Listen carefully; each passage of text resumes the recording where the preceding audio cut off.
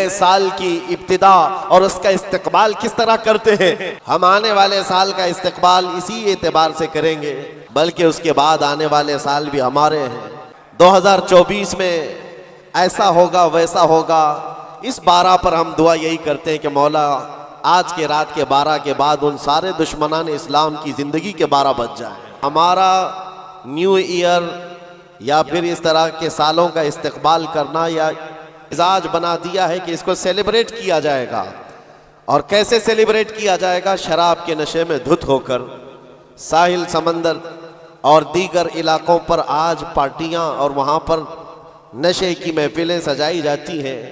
हमने ये सोचा कि दुनिया की खुशी करने का तरीका अगर ये है तो हम साल के आखिरी घंटे को रब्बे जुल जलाल के जिक्र में क्यों न मनाएं। ब्रदरान मिल्लत इस्लामिया, अस्सलामु अलैकुम व रहमतुल्लाहि व बरकातुहू।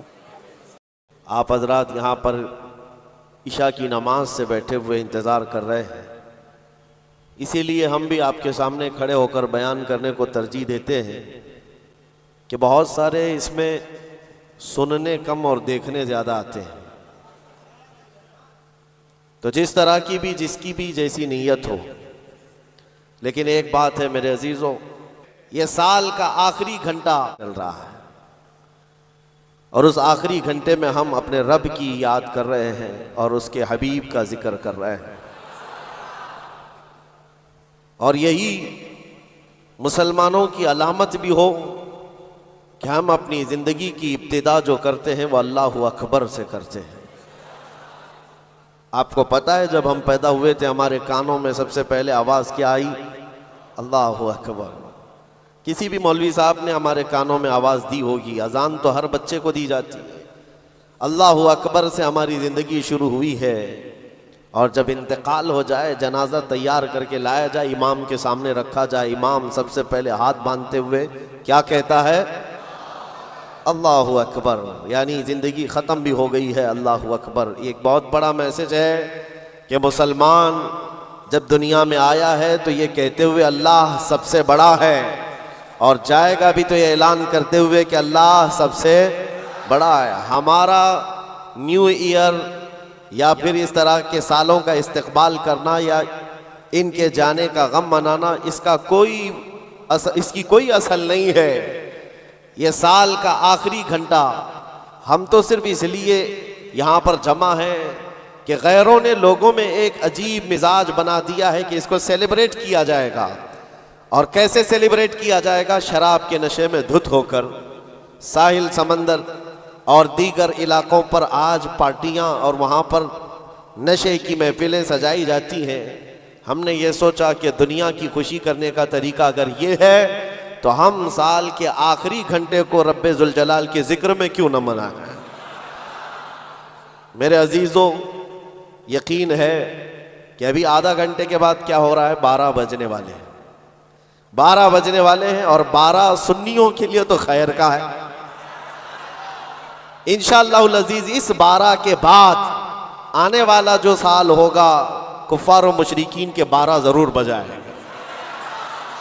दुआ तो करेंगे हम यही कि अगला साल जो लोग इस नशे में धुत हैं कि 2024 हमारा है, 2024 में ऐसा होगा वैसा होगा, इस 12 पर हम दुआ यही करते हैं कि मौला आज के रात के 12 के बाद उन सारे दुश्मनान इस्लाम की ज़िंदगी के 12 बज जाए।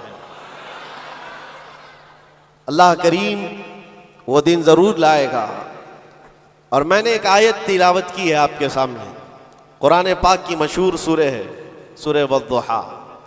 रब तबारक व तआला कसम याद फरमा रहा है, उस चाश्त के वक्त की कसम जो महबूब के चेहरे की तरह चमकता है, वल्लैल इज़ा सजा, उस रात की सियाही की कसम जो महबूब की जुल्फों की तरह है।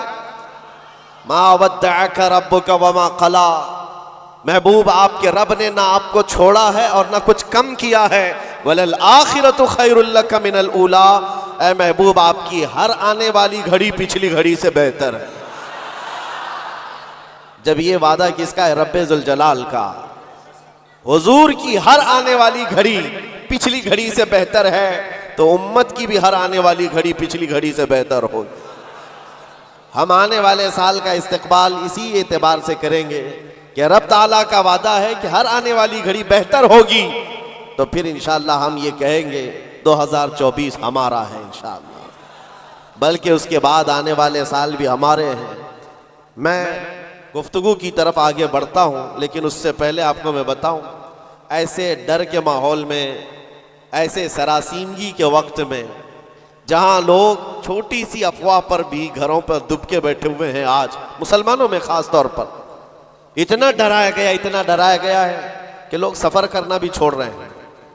अरे नहीं, अब ऐसे हालात हो जाएंगे, हम ट्रेन का सफ़र नहीं करेंगे, फलां जगह ना जाए। इतने डर के बावजूद, डर तो तुम्हारे अंदर फैलाया गया, खौफ तुम्हारे अंदर लाया गया, लेकिन जानते हो उनके पाखंडियों की बातों को सुना कभी? ये गुफे में बैठकर ये कहते हैं कि 2029 में भारत का प्रधानमंत्री मुसलमान बन सकता। यह हम नहीं कह रहे, यह हम नहीं कह रहे, और ना ही उस कुर्सी की लालच में हम दौड़े भाग रहे हैं। जिसके पास आयतल कुर्सी है उसे उस कुर्सी की हाजत नहीं, लेकिन दिलों का खौफ ये बताता है, उनका डर ये बताता है कि अगले साल आने वाले इनके लिए हो सकते हैं, और मैं दुआ करता हूँ अल्लाह उनका डर सही फरमाते।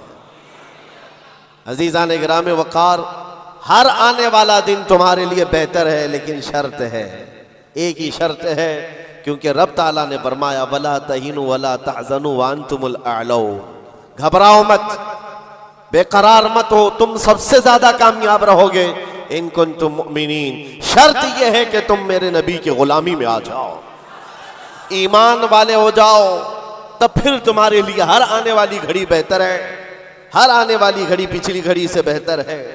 शर्त यह है कि ईमान की जिंदगी आ जाए तुम्हारे, और ईमान ना हो, ईमान किसे कहते हैं सबको पता है, हदीस रसूल है, मेरे आका सल्लल्लाहु अलैहि वसल्लम ने फरमाया ला युमिनु अहदुकुम हत्ता अकूना अहब्बा इलैहि मिन वालिदिही व वलदिही वन नासी अजमाइन। तुम में से उस वक्त तक कोई मोमिन नहीं हो सकता कामिल जब तक कि वो अपने माँ बाप, औलाद और सारी दुनिया से ज्यादा मुझसे मोहब्बत ना करे। दूसरी हदीस है ला युमिनु अहदुकुम हत्ता यकूना हवाहु तबअन लिमा जिअतु बिही। हुजूर पाक सल्लल्लाहु अलैहि वसल्लम फरमाते हैं तुम में से उस वक्त तक कोई कामिल मोमिन नहीं हो सकता जब तक कि वो अपनी ख्वाहिशात को मेरी मर्जी के मुताबिक ना बनाए। हुजूर की मर्जी के मुताबिक जब तक तुम अपनी ख्वाहिशात नहीं बनाओगे मोमिन नहीं हो सकते, और मोमिन कामिल नहीं होगे तो फिर मदद भी नहीं है। मैं उस मोमिन की बात कर रहा हूं जिसको कुरान कहता है कभी कद अफलहल मुमिनून, ईमान वाले कामयाब हो चुके। कौन से ईमान वाले? ईमान की शर्त अव्वल है हुजूर के लिए बे इंतहा मोहब्बत करना, शर्त अव्वल है। अब आइए हम आज की इस रात में तज़किरा उन लोगों का करें जिनका जिक्र हमारे ईमान की जिला का सबब है। वो दीवान गाने इश्क रसूल जिन्होंने अपनी जिंदगियां हुजूर के कदमों में निछावर कर दी। मैंने आज ये सोचा कि उनकी बारगाहों में खिराज अकीदत पेश करते हुए जवानों के लिए मिसाल रखो। आज के नौजवान आइडियल किसको समझेंगे? मेरे अजीजों, दुनिया आज बड़ी बड़ी स्क्रीनें लगाकर मुजरा करने वाले जालिमों के नाच को देख रही होगी। स्टंट करने वाले इनके सामने हीरो बन जाते हैं। मैं आज आपको उन जियालों की बात रखना चाहता हूं जो हकीकत में हीरो हैं, जो पूरी दुनिया के लिए हीरो हैं। उस बतले जलील का एक नाम काफी है, खालिद बिन वलीद। इसकी मिसाल दुनिया लाने से कासिर है।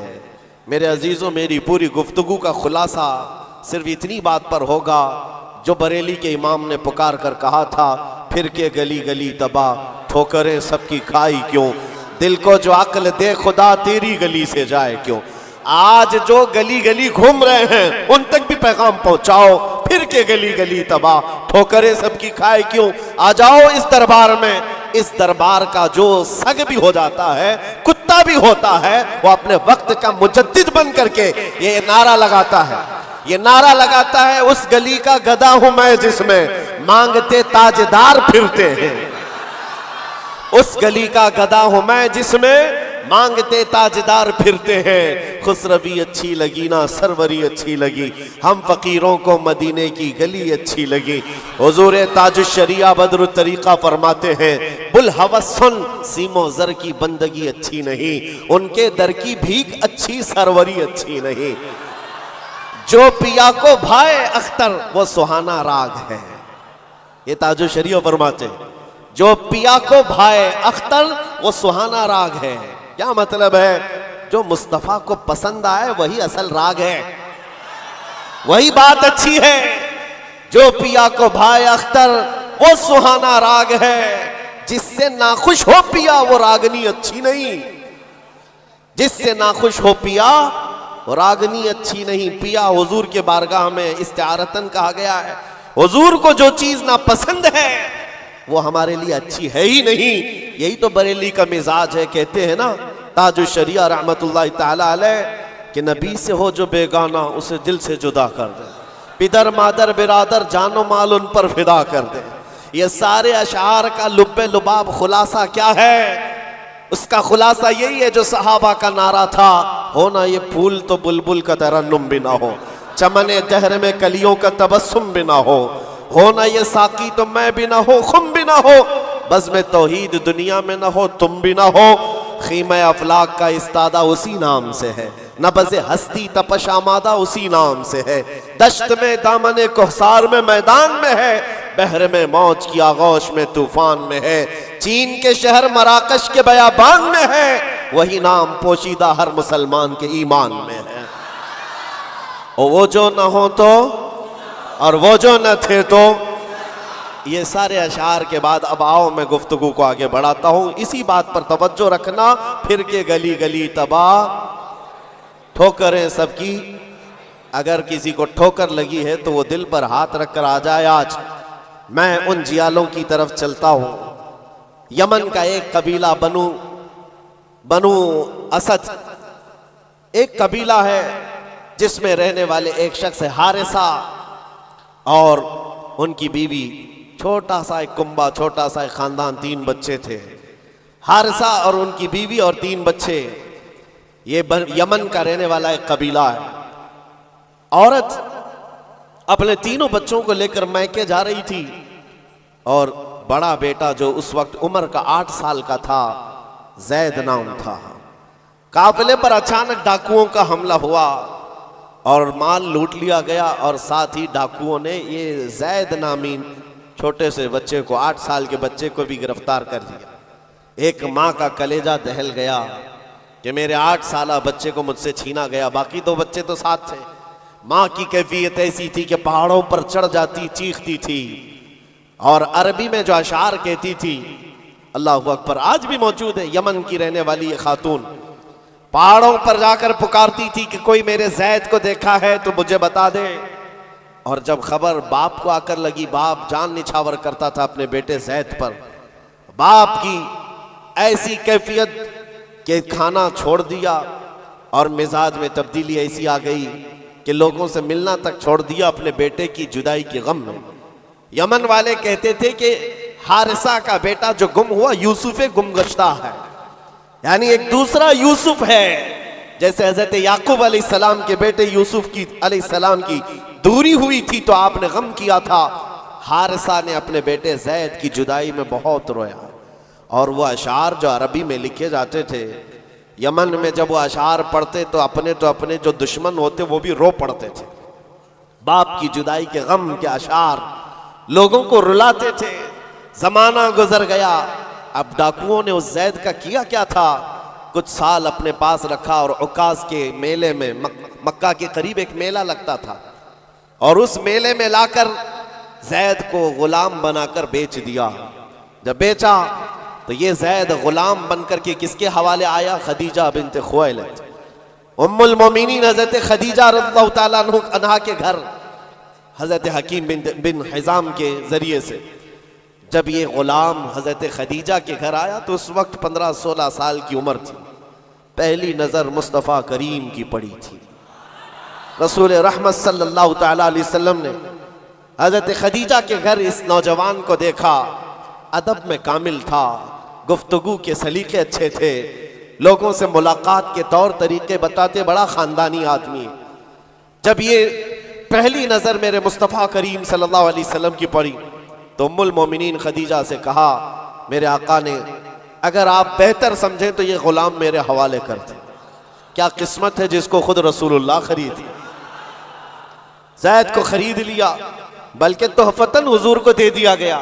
गुलामी का दौर है। जैद यही वो हारिसा के बेटे हैं, नबी मुकर्रम सल्लल्लाहु ताला अलैहि वसल्लम के हवाले आ गए। दिन रात मुस्तफ़ा करीम के साथ गुजर रहे हैं।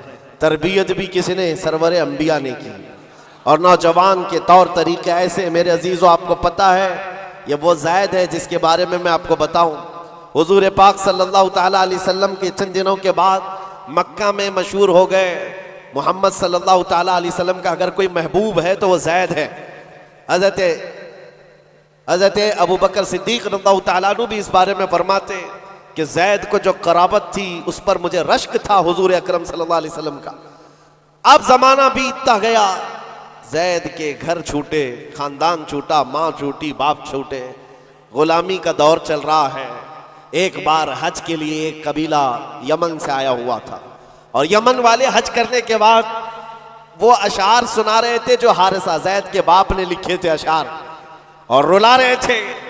वहां जब ये कबीला यमन के वो अशार पढ़ करके सुना रहा था, यही जैद वहां से गुजर रहे थे। यमन वालों ने देखा, पहली नजर में पहचान लिया, ये वो जैद है जिसका बाप पूरे यमन को रुलाता है इसकी जुदाई में। यह मक्का हरम काबा के पास क्या कर रहा है? लोगों से पूछा कौन है, लोगों से पूछ करके जैद को बुलाया गया। पूछा तुम्हारा नाम? का जैद। बाप का नाम? हारिसा। लोगों ने कहा तुझे पता भी है तेरी माँ का क्या हाल है, तेरे बाप का क्या हाल है? तेरी माँ रोज पहाड़ों पर चढ़ जाती है, आसमान को पुकारती है कि आसमान बता मेरा जैद जिंदा है तो मैं जीने की तमन्ना रखूं। बाप तेरा अशार लिख करके यमन को रुलाता है। जैद ने कहा कि हो सकता है, लेकिन जाओ, अगर मेरे माँ बाप इस गम में रोते हैं तो उनको मेरा सलाम कहना, और यूं कहना कि उन्हें गुमगुश्ता ऊंट की तरह मुझे तलाश ना करे, इसलिए कि उनका जैद उनकी गोद से कई बेहतर गोद में है। यमन वालों को यह जवाब देकर भेज दिया, गुमशुदा कोई बच्चा अपने माँ बाप की खबर पाले तो क्या होना चाहिए, लेकिन यहाँ कैफियत बदली हुई है, यहाँ कैफियत बदली हुई है। हुजूर पाक सल्लल्लाहु ताला अलैहि वसल्लम की इस गुलामी में दिन रात गुजरते रहे, शब रोज गुजरते रहे।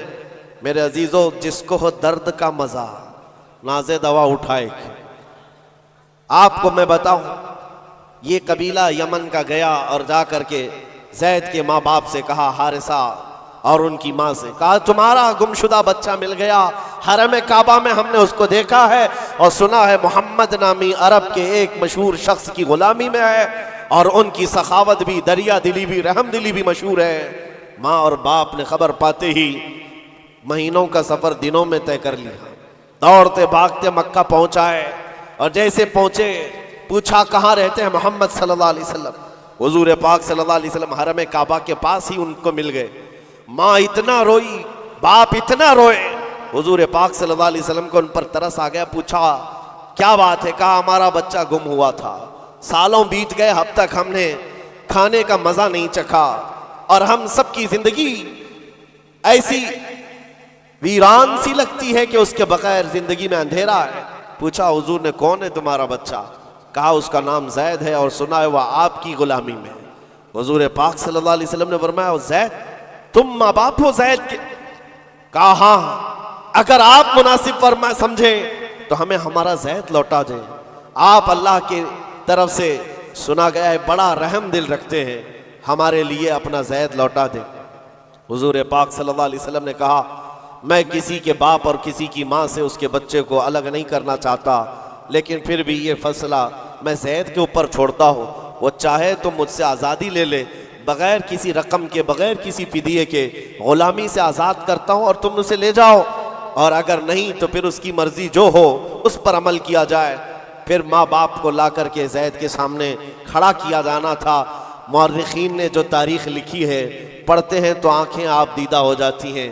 मेरे अजीज़ों, रसूल पाक सल्लल्लाहु अलैहि वसल्लम अपने घर ये दोनों माँ बाप को, जो बिछड़े हुए बच्चे की जुदाई में रोते हुए आए थे, चचा भी साथ था, हुजूर अपने घर ले आए, और उसके बाद जैद अपने कामों में मसरूफ थे। बुलाया, जैद इधर आ जाओ। आए जैद, जैसी पहली नजर पड़ी बाप पर, माँ पर, क्या कैफियत होनी चाहिए? बरसों का बिछड़ा हुआ बच्चा है, बरसों से दूर रहने वाला, माँ बाप की मोहब्बत में ये जुदाई के गम बर्दाश्त करने वाला। एक नजर उठाई फिर नजर झुका ली और सरवरे कायनात की तरफ देखने लगे। मेरे आका ने पूछा, ज़ैद तुम जानते हो इनको? कहा हाँ या रसूल अल्लाह, ये मेरे बाप हैं, ये मेरे चाचा हैं, ये मेरी माँ है। हुजूर ने पूछा, ज़ैद तो फिर मिलते क्यों नहीं? बरसों के बिछड़े हुए हो, फिर उनके पास जाते क्यों नहीं? ज़ैद ने कहा, या रसूल अल्लाह, आपके चेहरे को देखने के बाद फिर किसी के चेहरे की तरफ हम नजर नहीं उठाते। तेरे कदमों में जो है गैर का मुंह क्या देखे, कौन नजरों में जचे देख के तलवा तेरा। रसूल पाक सल्लल्लाहु अलैहि वसल्लम ने फरमाया, जाओ ज़ैद मिल लो, माँ से मिल लो, बाप से मिल लो। माँ ने कलेजे से लगाया और चूमना शुरू किया, बाप ने माथा चूमा। यह अजीब मंजर था। बहुत देर गुजर गई इनके लाड़ो प्यार के इजहार की। उसके बाद रसूल रहमत सल्लल्लाहु अलैहि वसल्लम ने फरमाया, ज़ैद तुम्हारे साथ ये हादसा हुआ था, इतने सालों तुम अपने माँ बाप से अलग रहे, अब फैसला तुम्हारी मर्जी पर है, तुम जहां जाना चाहते हो जा सकते हो। यमन अपने कबीले जाओ, अपने खानदान, अपनी माँ और अपने बाप, अपने भाइयों के पास जाओ। हजरत ज़ैद उस वक्त खड़े होकर कहते हैं, मक्का वाले ये मंजर देखने के लिए हुजूर के घर के अतराफ जमा हो चुके हैं, बहुत सारे जमा हैं। ज़ैद ने सबको मुखातिब करके कहा, ऐ लोगो हाजिरीन मजलिस, सब देखो, ये मेरी माँ है, ये मेरे बाप हैं, ये मेरे चचा हैं, लेकिन सबको गवाह बनाकर कहता हूँ, मोहम्मद अरबी सल्लल्लाहु अलैहि वसल्लम की गुलामी 1000 आजादियों से अफजल है। मैं अपनी माँ के पास न जा सकता हूँ, न बाप के पास जाना चाहता हूँ, मैं हमेशा इसी दर की गुलामी में रहना चाहता हूँ। माँ कहती है, बेटा आजाद कर रहे हैं तुझे मोहम्मद सल्लल्लाहु अलैहि वसल्लम, तुझे आजाद कर रहे हैं। दुनिया में किसी को आजाद कर दिया जाए उस वक्त तो बहुत बड़ी नेमत समझी जाती थी, लेकिन तुम हो कि आजाद होना नहीं चाहते। ज़ैद ने कहा, 1000 बाप और 1000 माँ मिलकर जो अपने बच्चों पर शफकत नहीं कर सकती, वो मोहम्मद रसूलुल्लाह ने मेरे साथ किया। जैसे ही हज़रत ज़ैद का ये ऐलान मक्का वालों ने सुना तो क्या रसूल रहमत सल्लल्लाहु ताला अलैहि वसल्लम ने उनको छोड़ दिया? आता है फकीरों पे उन्हें प्यार कुछ ऐसा, खुद भीख दें और खुद कहें मंगते का भला हो। हुजूर रहमत सल्लल्लाहु ताला अलैहि वसल्लम, रहमत आलम सल्लल्लाहु अलैहि वसल्लम ज़ैद का हाथ पकड़ करके ले जाते। कहाँ लेकर के आए? हरम काबा के पास आए, पूरे मक्का वालों को मुखातिब करके कहा, ऐ मक्का वालों गवाह रहना, मैंने ज़ैद को गुलामी से आजाद किया और आज के बाद से ये मेरा वारिस है और मैं इसका वारिस। मक्का में ये बात मशहूर हो गई। क्या? ज़ैद को ज़ैद बिन हारिसा कम कहा जाता था, ज़ैद बिन मोहम्मदुर रसूलुल्लाह कहा जाता। मोहम्मदुर रसूलुल्लाह का बेटा ज़ैद। मेरे अजीजों, जो इस दरबार में आया है, जाहिर सी बात है ये वो मजा है जिसको चखने के बाद ही बरेली के इमाम ने कहा था, फिर के गली गली तबाह, ठोकरें सबकी खाई क्यों, दिल को जो अक्ल दे खुदा तेरी गली से जाए। हुजूर पाक के दरबार का लुत्फ जिसने उठा लिया है, फिर वो किसी और दरबार की तरफ मुंह भी नहीं करता। हुजूर अकरम सल्लल्लाहु ताला अलैहि वसल्लम की बारगाह की लज्जत जिसे हासिल है, वो आज के हैप्पी न्यू ईयर के जलसों में या वहां के तमाशाओं में शिरकत करेगा? हरगिज नहीं हो सकता, हरगिज नहीं। वो आंख उन तमाशाओं को नहीं देख सकती जो जलवा रसूल देखने के लिए बेताब है। आज की रात मेरे अजीजों ये लिखा जाएगा, तुम्हारे नामा अमाल में तो ये लिखा ही जा रहा है। दुनिया के जो जो हालात अभी चल रहे हैं वो भी लिखा जा रहा होगा कि लोग साल का आखिर हिस्सा किस तरह से गुजारते हैं, नए साल की इब्तिदा और उसका इस्तकबाल किस तरह करते हैं। दुनिया वाले ऐश में धुत होकर, नशे में धुत होकर के करते हैं, मगर मुसलमान नबी पाक के कदमों में ही कामयाबी समझता है। आओ हुजूर रहमत आलम सल्लल्लाहु ताला अलैहि वसल्लम के उस दरबार की लज्जत में देना चाहता हूँ। इसीलिए इस बात पर मैं बार बार तवज्जो दे रहा हूँ, फिर के गली गली तबाह, ठोकरें सबकी खाई क्यों। कब तक ठोकरें खाओगे ऐ नौजवानों? कब तक उसकी गली में इसकी गली में कहां कहां मांगोगे, कहां कहां किससे किससे बात करोगे? एक गली की तरफ आ जाओ जो हर गली से आजाद करती है। दूसरों के मंगता बनने से बेहतर है आमीना के लाल के मंगता बन जाए। उस हुजूर पाक के अगर गुलाम हो तो हराम चीजों को तो छोड़ सकते हो, लिबास अच्छा पहनो, खुशबू इस्तेमाल करो, इसकी ममानियत नहीं है। लेकिन ऐ नौजवानों, अगर हुजूर की गुलामी का दावा करते हो तो हम चाहते हैं तुम्हारे कान फिर ये गंदे नगमे क्यों सुनते हैं? ये गालियां तुम्हारी जुबानों से निकलती कैसे हैं? ये तुम आवारागर्दी में अपनी आंखें बहकाते कैसे हो? तुम्हारे ये जिस्म का हर अज़ू गुनाहों की गम्माजी क्यों कर रहा है? नबी रहमत सल्लल्लाहु अलैहि वसल्लम के गुलाम हो तो फिर आओ मेरे अजीजों, उस दरबार का की गुलामी की लज्जत जिसे मिल जाए। अल्लाह अकबर। मैं सच कहता हूँ, इकबाल ने एक जुमला कहा था, इकबाल के अशार बहुत मानाखेज है। कहा था कि ये गाजी ये तेरे पुरअसरार बंदे जिन्हें तूने बख्शा है ज़ौक़े खुदाई, दो नीम इनकी ठोकर में दरिया व सहरा, सिमट कर पहाड़ उनकी हैबत से राई। और फिर इकबाल जो कहता है, दो आलम से करती है बेगाना दिल को, अजब चीज है लज्जत आशनाई। दो आलम से करती है बेगाना दिल को, अजब चीज है लज्जत आशनाई। जिसको हुजूर पाक की आशनाई की लज्जत मिली है, पूरी दुनिया से उसे बेखबर कर देते हैं। अज़ीज़ान गिरामी वक़ार, इस नए साल की इब्तिदा हम हुजूर पाक सल्लल्लाहु तआला अलैहि वसल्लम के मोहब्बत के तज़किरे से कर रहे हैं, हुजूर पाक के जानिसारों के तज़किरे से। लेकिन हम अल्हम्दुलिल्लाह दुआ ये करते हैं कि रब तबारक व तआला इस नए साल में हमारी इब्तिदा इश्क़ मुस्तफ़ा के साथ फरमाए, मोहब्बत मुस्तफ़ा के साथ फरमाए। मेरे अजीज़ों, अगर वो ना हो तो फिर जिंदगी में कोई चीज़ ही नहीं है, कोई चीज़ ही नहीं है। इसीलिए क्या कहा इकबाल ने, हो ना ये फूल तो बुलबुल का तरन्नुम बिना हो। कुछ भी नहीं है वो जो न थे तो, और वो जो ना हो तो। इस बात को लेकर के चलो, आज से अपनी धड़कने हुजूर के लिए महफूज कर दो। दिल धड़के तो नबी पाक की मोहब्बत की सदा है। ये लैला मजनू के किस्से बहुत हो गए। आज के दौर में जवान अभी अंगड़ाइयाँ क्या लेती है इसकी जवानी, ये सोचता है सबसे पहले किसी लड़की को काबू कर लेना चाहिए, बहुत बड़ा काम है। मुंबई के नौजवानों को ये किसने बता दिया? मेरे अजीजों, ये तो छिछोरों का काम है, बहादुरों का काम नहीं। बहादुरों को कायल करने के लिए औरत है। औरत तो किसी को भी मिल जाएगी, जो तुम्हारे मुकद्दर में वो मिल जाएगी, आपके काम नहीं है। आपको मैं बताऊं, हुजूर पाक के एक और जानिसार है, अनस बिन नुज़ैर, अपनी बीवी से कमाल की मोहब्बत करते थे। इश्क ऐसा नहीं है कि सिर्फ तुम ही करते हो, उस जमाने में भी इश्क हुआ है। लैला और मजनू के किस्से यहाँ हिंदुस्तान की गलियों से नहीं आए, ये भी मशहूर आशिक थे। लेकिन आपको मैं बताऊं, अनस बिन नुज़ैर अपनी बीवी से बहुत इश्क करते थे, मोहब्बत करते थे। लेकिन ये है कौन? रसूलुल्लाह सल्लल्लाहु अलैहि वसल्लम के हमराज हैं। हुजूर उनके घर जाते थे। एक दिन दोपहर के वक्त उनके घर बैठे, मक्का से एक खत आया। हुजूर पाक ने कहा, अनस पढ़ के सुनाओ क्या है। उन्होंने पढ़ के सुनाया कि मक्का वाले जंगों की तैयारी कर रहे हैं, और ये राज था, वहाँ के हालात सब बता दिए थे खत में। रसूल पाक ने फरमाया, मोड़ कर रख लो, ये तेरे और मेरे बीच में राज है। अनस बिन नुज़ैर ने कहा, ठीक है या रसूल अल्लाह, आपने हुक्म फरमाया। उसके बाद जब हुजूर घर से निकले, उनकी बीवी अंदर से आई, जो उनकी बहुत बड़ी महबूबा है, उनकी माशूका है, बेहद मोहब्बत करते थे। बाहर आई, कहा, अनस बिन नुज़ैर, किसका खत आया था? रसूलुल्लाह के पास क्या पढ़कर सुना रहे थे? कहा, खबरदार, मोहब्बत अपनी जगह, वो रसूलुल्लाह का राज है, वो रसूलुल्लाह का राज है, नहीं बयान कर सकता। कमाल दर्जे का इश्क हो मेरे अजीजों। आज के वो मजाजी आशिक तो माँ बाप को लात मार देते। 6 महीने की मोहब्बत क्या होती है, ये माँ बाप को ठोकर मारकर चले जाते। अनस बिन नुज़ैर अपनी उस बेहद मोहब्बत करने वाली औरत से कहते, खबरदार इस मामले में मत आना। बीवी ने कहा, कोई बात नहीं, मैंने सुन तो लिया है दीवार के पीछे से। खत में क्या था? मक्का से आया है खत, जंगों के हालात बताए गए, आप पढ़कर सुना रहे थे। बीवी ने सुन लिया था। इसके बाद हुआ क्या? अनस बिन नुज़ैर ने सीधे गर्दन पकड़ ली। कहा, गर्दन पकड़ ली अपनी उस औरत की। कहा, उस वक्त तक हाथ नहीं छोड़ूंगा जब तक रसूलुल्लाह बयान ना फरमाते, हुक्म ना आ जाए। मोहब्बत अपनी जगह पर, इश्क अपनी जगह पर, हुजूर के मामलात अपनी जगह पर।